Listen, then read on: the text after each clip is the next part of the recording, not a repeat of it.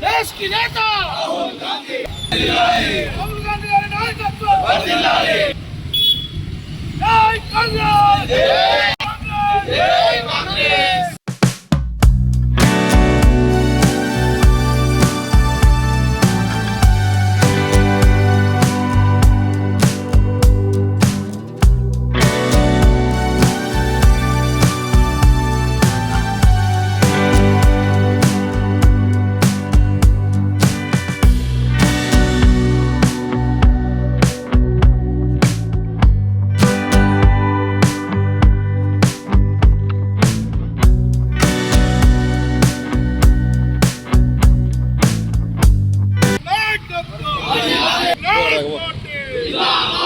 ఈరోజు ప్రియతమ నాయకులు భారత ప్రజల ఆశాజ్యోతి త్యాగధనుల కుటుంబ వారసుడు ఈ దేశ ప్రజలకు ఒక బంగారు భవిష్యత్తు ప్రసాదించాలనే సంకల్పంతో ముందుకు సాగుతున్నటువంటి మహా అగ్రనేత రాహుల్ గాంధీ గారి యొక్క జన్మదినం సందర్భంగా సిరిసిల్ల పట్టణ కాంగ్రెస్ ఆధ్వర్యంలో వారి జన్మదిన వేడుకలు ఘనంగా జరుపుకుంటూ వారి నాయకత్వానికి ఈ యువత అంతా నడుము బిగించి ముందుకు సాగాలని వారు సూచించిన బాటలో వారు ఈ దేశంలో ఉన్నటువంటి జనాభా ఎంత ఉన్నది, ఆ జనాభాలో బీసీలు ఎస్సీ ఎస్టీలు కులం వారిగా ఎంత జనాభా ఉన్నదో దేశంలో కాంగ్రెస్ ప్రభుత్వం వచ్చిన తర్వాత మేము జనగణన కులగణన చేస్తామనేటువంటి హామీ ఇచ్చిన క్రమంలోనే ఈ తెలంగాణ రాష్ట్రంలో అంటే కేంద్రంలో ప్రభుత్వం రానప్పటికీ దొడ్డిదారిన కేంద్ర ప్రభుత్వం బీజేపీ వచ్చినప్పటికీ కూడా ఈ రాష్ట్రంలో రేవంత్ రెడ్డి గారి నేతృత్వంలో ఏర్పడినటువంటి ఇందిరమ్మ రాజ్యం ప్రజాప్రభుత్వం ప్రజాపాలనలో రాహుల్ గాంధీ గారి యొక్క ఆదేశాలు వారి యొక్క సూచన మేరకు సంపూర్ణమైనటువంటి కుల గణన చేసి ఈ రాష్ట్రంలో 56.3636% బీసీ జనాభా ఉన్నదని లెక్క తేల్చి ఆ లెక్క ప్రకారంగా ఉద్యోగ ఉపాధి విద్య అవకాశాలను బీసీలకు సముచిత స్థానం కలిగించాలని చెప్పి ఆకాంక్ష ఏదైతే రాహుల్ గాంధీ యొక్క ఆలోచన విధానం తెలియజేస్తూ ఉన్నారు. అదే ప్రకారంగా రాహుల్ గాంధీ గారు ఈ దేశ సమైక్యత సమగ్రతల కోసం ఇందిరాగాంధీ చివరి రక్త పొట్టు వరకు కూడా త్యాగం చేసిన ఇందిరాగాంధీ బాటలో నడుస్తూ రాహుల్ గాంధీ గారు ఈ దేశ సమైక్యత సమగ్రత ప్రాంతాల యొక్క లౌకికవాదం ప్రాంతాల యొక్క ఐకమత్యానికి కృషి చేస్తూ హత్యకు గురి కాబట్టినటువంటి రాహుల్ గాంధీ గారి యొక్క ఆలోచన విధానం మరి నెహ్రూ గారు వేసినటువంటి పంచవర్షాల ప్రణాళికల ఆలోచన విధానాన్ని ప్రణాళికబద్ధంగా ముందుకు తీసుకుపోతూ భవిష్యత్తులో ఈ దేశానికి కాంగ్రెస్ పార్టీ అయితేనే దేశ ప్రజలకు సముచితమైనటువంటి పాలన అందిస్తుంది. సమైక్యత సమగ్రత ఈ దేశంలో ఉన్నటువంటి అన్ని ప్రజల యొక్క సౌభ్రాతృత్వాన్ని ఆకాంక్షించేటువంటి కాంగ్రెస్ ప్రభుత్వం కాబట్టి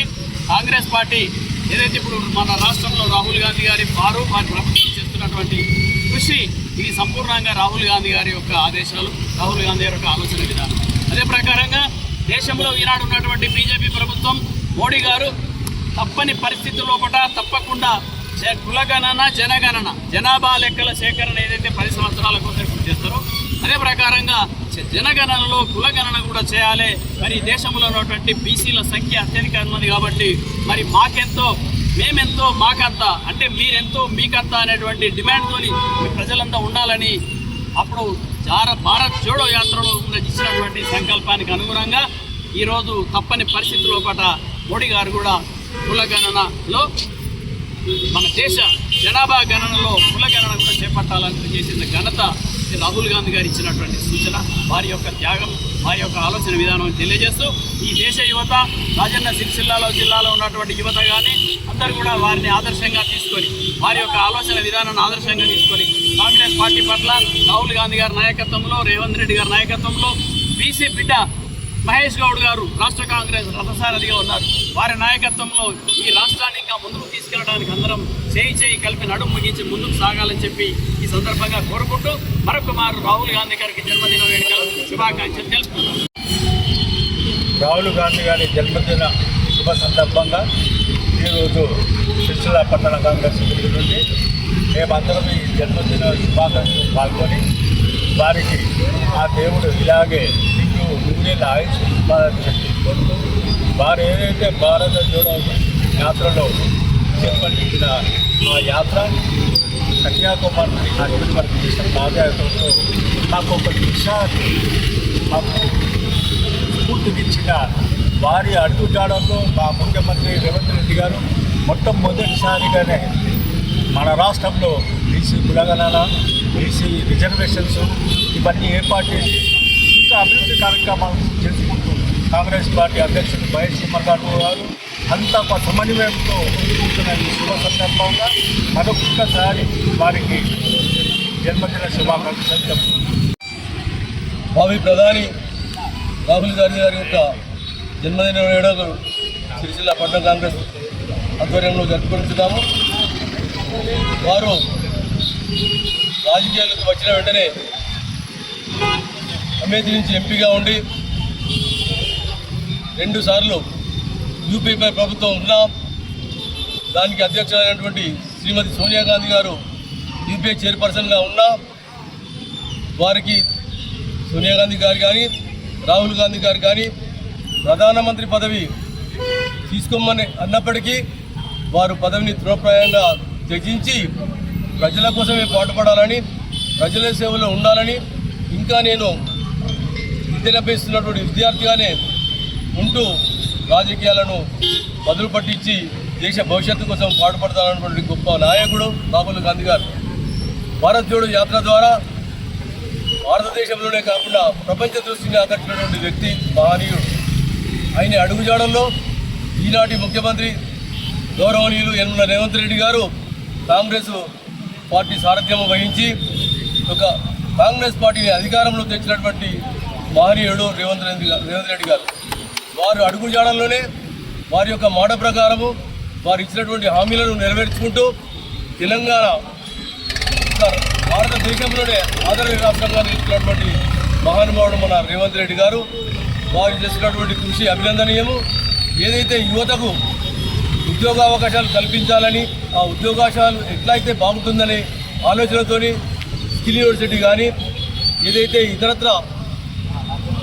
ఇంజనీరింగ్ స్టూడెంట్స్కు వారికి కావలసినటువంటి విద్యను ఒక ఉద్యోగ వేదికపై వారికి యొక్క నాణ్యతను గుర్తించి వారికి ఉద్యోగావకాశాలు కల్పించినప్పుడు కృషి చేసినటువంటి మన రేవంత్ రెడ్డి గారు మన యొక్క రాహుల్ గాంధీ అడుగుజాడలను నడుచుకుంటూ రేపు వారు భావి ప్రధాని కావడానికి కృషి చేస్తున్నటువంటి మా నేను అఖిల భారత కాంగ్రెస్ పార్టీ అగ్రనేత రాహుల్ గాంధీ గారి యొక్క జన్మదినం సందర్భంగా ఈరోజు సిరిసిల్ల పట్టణ కాంగ్రెస్ పార్టీ పక్షాన వారికి ఘనంగా వారి యొక్క జన్మదిన శుభాకాంక్షలు తెలియజేసుకుంటూ అతి కష్టకాలంలో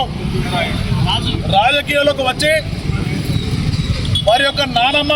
మరణం కానీ, ఆ తర్వాత కన్న తండ్రి యొక్క దారుణ మరణం కానీ తట్టుకొని అయినా కూడా ఈ భారతదేశానికి తన కుటుంబ సేవలు అవసరమైనటువంటి ఒక దృఢ నిశ్చయంతో 2 సార్లు పార్లమెంటు సభ్యునిగా ఉండి కూడా ప్రధానమంత్రి పదవి తీసుకునేటువంటి ఛాన్స్ ఉన్నా కూడా తృణప్రాయంగా ఆ పదవిని త్యజించినటువంటి మాననీయులు రాహుల్ గాంధీ గారు. ఆ విధంగా కనీసం క్యాబినెట్లో ఒక మంత్రి పదవి కూడా తీసుకోకుండా